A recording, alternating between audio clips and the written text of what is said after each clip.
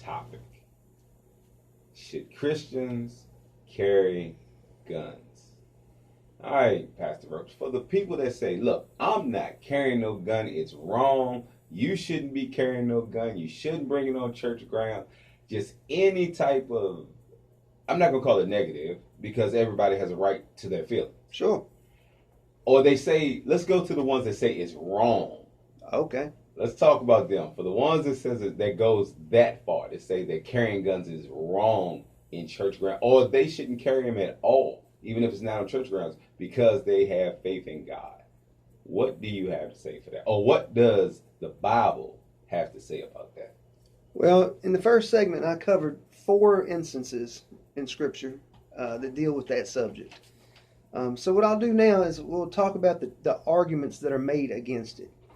The most common one is that some Christians like to use Romans 13, where you are be subject to the higher powers. Mm-hmm. And they like to use that for implementing or supporting of gun control, gun registration, and even outright gun confiscation. The problem with that is that when you talk about obeying man's law, mm-hmm. you only have to obey man's law when it is working in conjunction with God's law. Because wait a minute. All right. So where is that? Because not saying that it's not true, I haven't seen that, because that's going to be a hot topic right there. Because that sounded like you're saying you can extract what you want to do. When God said follow the laws of the land, mm-hmm. I didn't see where he said you can follow them as long as they apply to my word. Well, let's take some examples then, shall we? There's going to come a time when there's going to be a mark offered. It's going to be the law of the land. The mark of the beast? Yeah. Okay. That's going to be the law of the land, mm-hmm. is it not? Yeah. But anybody the Bible says that takes that mark is going to be damned. Yeah. Example 1. Yeah, that's in the Revelations, right? That sure is. That's New Testament doctrine, correct? Right. Okay. Homosexual marriage. Talk a little closer to the mic. Homosexual marriage. God expressly forbids it, right? Mm-hmm. If you are a Christian minister, it's the law of the land. Mm-hmm. Are you going to conduct that marriage? Now you say, you diving into deep water. Well, you asked me for examples. No. I'm giving them to you. No, I'm with you. I'm just saying it's one of those things where, we have a lot of topics nowadays that they cause you so much trouble. Sure. That a lot of pastors, it's hard enough for them to get people in their congregations as is. So to follow the Bible to the T is going to have them crucified. Well, we have to follow it as best as we can. Yeah. You had said that, give another example. We're coming up on Martin Luther King Day, right? Yes. The champion of the civil rights movement. Yes. One of the greatest ministers that ever graced us with his presence on this earth. Yeah. But the law of the land was segregation. Yeah. The law of the land at one point was slavery. Mm-hmm. So I would ask those Christians and brothers and sisters, did they agree with obeying the law of the land then? Mm-hmm. Now, what about when it comes to, since you said that, let's go back to something I had said earlier. Let's go back to when your purpose, even though you might not want it to be, mm-hmm. is to be the vessel that is chastised, dragged through the mud, so other people can see the way out. So what if that is your purpose? Well, sure. I mean, it's got to be people's purpose. Mm-hmm. I mean, Dr. King was here for that purpose, to shed light on this subject. But once again, that wasn't the initial question. Mm-hmm. The question was, where do we deviate from following man's law? Yes. Which you say that some Christians will say you're bound to do it no matter what. Yeah. And when it becomes ungodly. Mm-hmm. Because when man's law is in contradiction to God's law, mm-hmm. as a Christian, what do? That's the question. And we just answered that. You're supposed to follow God's law trumps man's law any day. And that's just the bottom line. And there's no man, woman can refute that. Okay. So why have so many people? I'm trying to figure out the best way to say this so I don't offend my older listeners. Where they say I'm gonna follow what the Bible says, period. But then they get it misconstrued, so to speak, to where man's law is like, okay, I don't want to get in trouble because I feel that a lot of religion, I don't want to label any one religion, was used to control people. Certainly. A lot of times it's still used to control people. Absolutely. Because I know that a lot of times when things happen in our community, that we run to, the police and everything will run to the clergy to control the people. Yeah.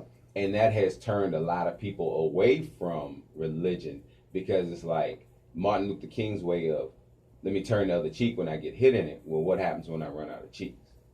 So... And that becomes a personal decision at that point. Okay. Because then you become talking about self-preservation. Okay. Look, I've been a pastor since 2008.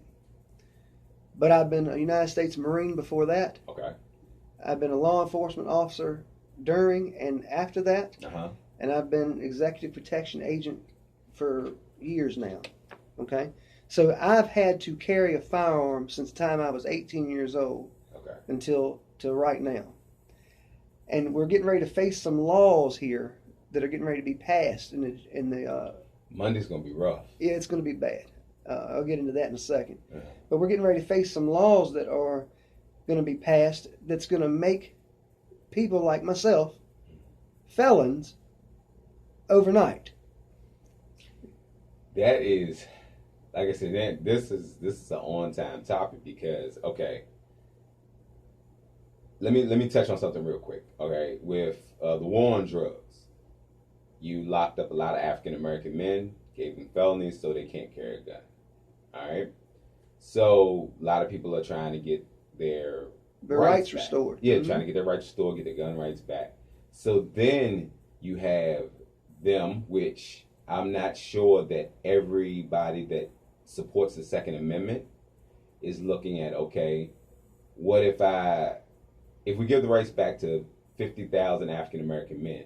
Some people aren't, let's just be honest, some people aren't comfortable watching African American men walk around with pistols, even though they supposedly have this right of the law of the land. That's a true statement. Now, for the people like me, I'm from the country. Guns were passed down from grandfather to father to, all that stuff ain't registered, So then, and that goes same for your community as well. Sure. So how do you conduct that of following the law of the land? Does that violate God's law? Because I'm telling you to register heirloom. Well, or why don't you want to register the heirloom if there's no problem? The Bible says, "Render unto Caesar that which is Caesar's." But last time I checked, those things are your personal property. They don't belong to Caesar. They belong to me. What about, all right, but isn't that the same thing as like land? When you got to pay taxes on, like it's never really yours. You have to pay for something. Yeah, you're right. Now that's an illusion. Okay. But you're talking about things that are in your control, in your that you can pass down that are tangible, other than like real estate and things of that nature that are just, you can't put real estate in a purse. Mm-hmm. You can't, put it in a safe. Mm-hmm. It's gonna be there until the time you're gone and your children is gone. It's gonna be just passed down from generation to generation. Mm-hmm. But you're exactly right. You're not paying your property taxes on your land. They'll show you whose it is real fast. Right. Because that's an intrusive. You're dealing with an intrusive government at that point. Okay. That's why we should have as small government, as little government as possible. Okay. Because sounds like a hamster wheel. Yeah, I don't like people in my business. Do you? No, not at all. I want a government that is going to, be there to fix the roads, make sure the kids have an education. Mm-hmm. Provide emergency service. Other than that, you can leave me alone. I'm not bothering nobody, and I don't want nobody bothering me. Yeah. And now, I know, is that because I'm trying not to give my opinion because I want the listeners to be able to form their own opinion from the information that we give them. Is that kind of what we want, a desire, or is that going against following God's will in trusting him. Like doing something, like you get blessings from doing things that you don't want to do. Like that, the sacrifice, so to speak. So how do we know that, okay, this bill that's put in place that is going to affect so many people is not a test to see where your faith is, as opposed to, this is not what I desire. This is not a desire of my heart. I don't want to lose what I have, period. Well, how does a Christian stay within those realms? How do they look at it? Because I believe it's deeper than that. Okay. In every society that has tried this, has tried gun control, gun confiscation, gun registry, it always ends the same way. You can look through history. War comes behind. Not only does war come behind it, but once they get your guns, they come get you. Because the government is not interested in you being an individual and you being free. They want control over the unwashed masses, if you will. Now, be they black, white, yellow, green, whatever. That's what I was going to... Okay. It doesn't matter. You're my brother, so I can say this to you. But it almost seems like... I'm playing devil's advocate here for a second. It almost seems like this is a concern because this type of law, even in Christianity, is going to affect more white people than it is anybody else. Because I'm pretty sure more Caucasians have guns or are allowed to carry guns legally than a lot of other races because of the way the political climate was. So... Well, that's probably true just because of the mathematics of how many Caucasian folks there is compared to how many black folks there is. I mean, you're looking at black folks probably 13 to 18% of the population. And that leaves 80 other percent out there.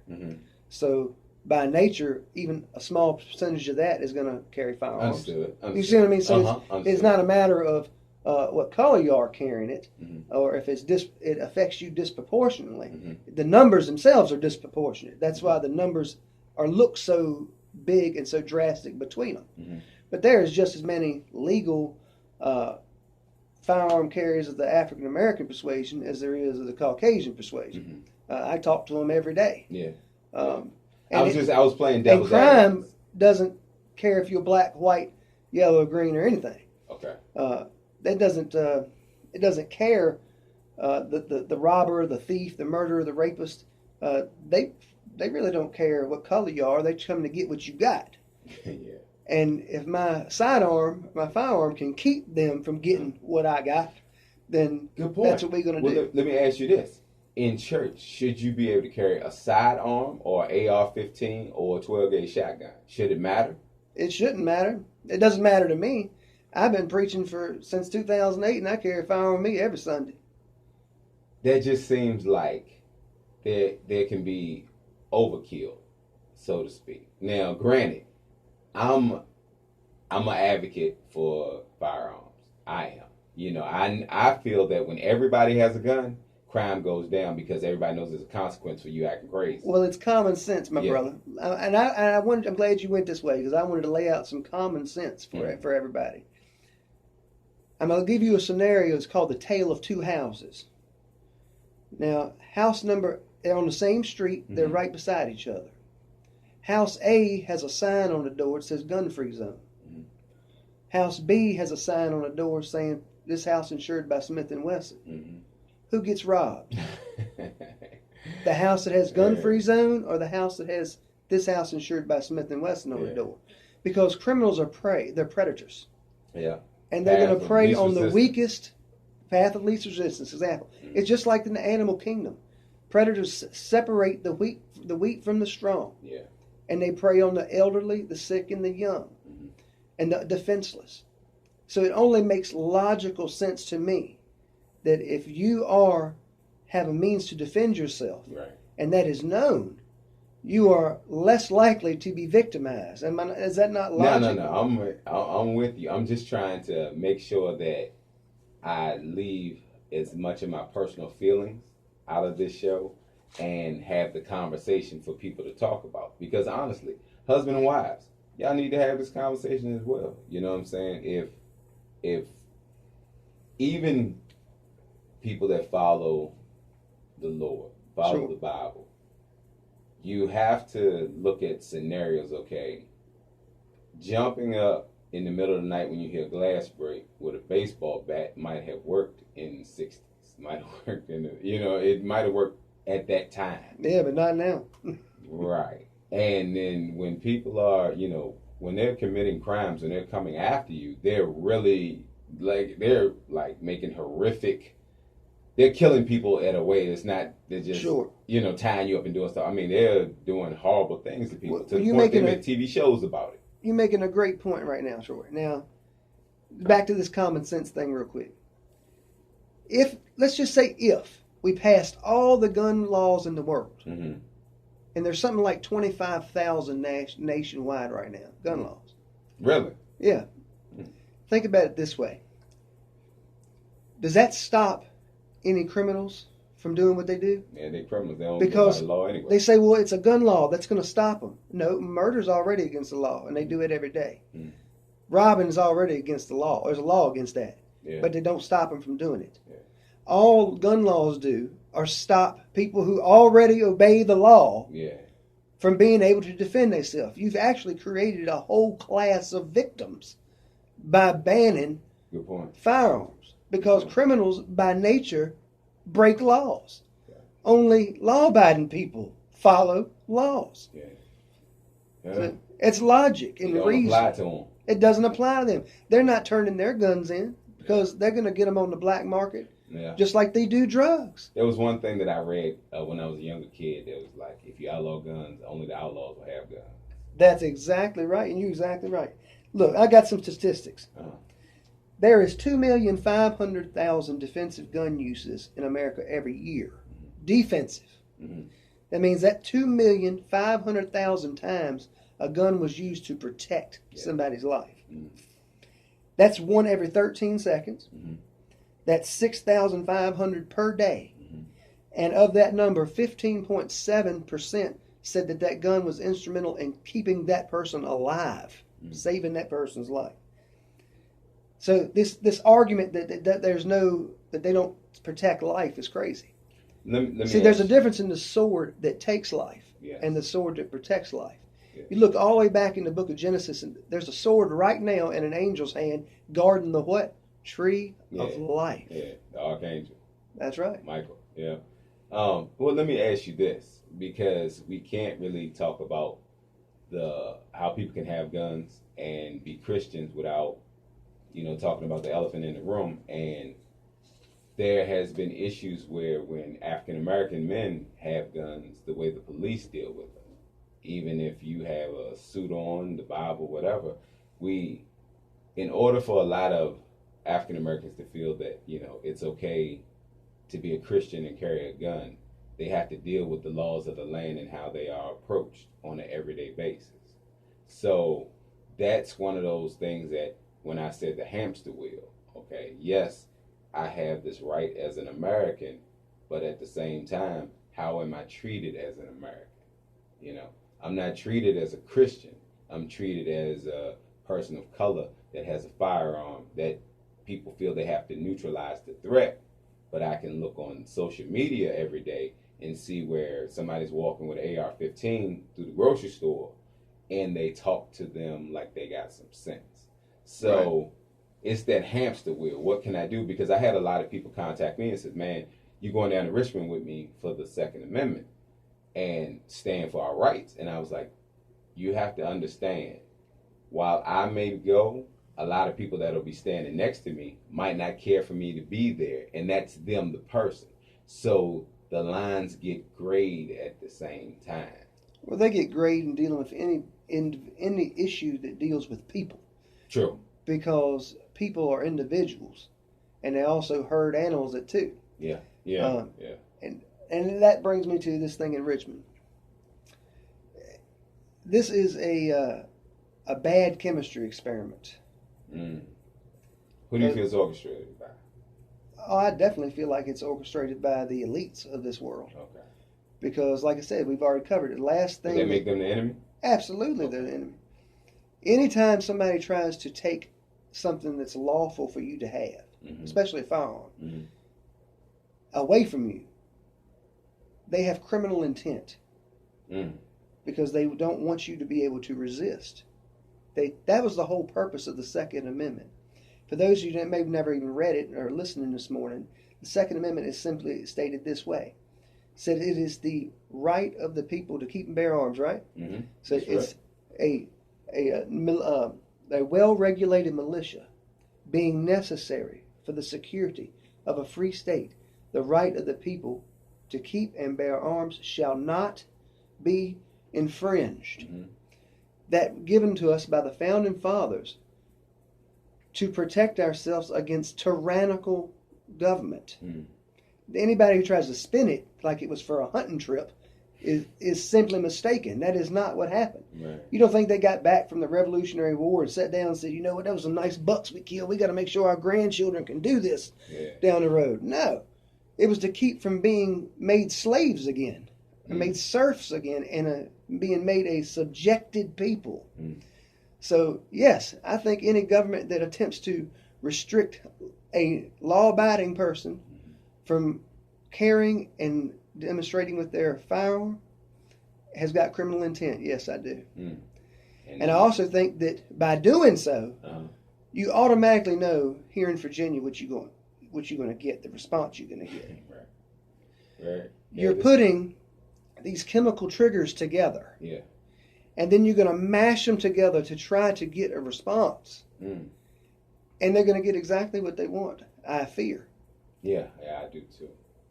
Well, I'm praying and fasting against it. Yes. Hoping that the Lord's going to move. Yeah. But at some point, the Bible says he gives a man the desires of his heart. Mm. And these people who want this conflict, I believe they're going to get it. Mm. Well, this is a very interesting conversation on the body this morning. I know that we towed the line. Some of y'all wanted to hear just, thus says the Lord.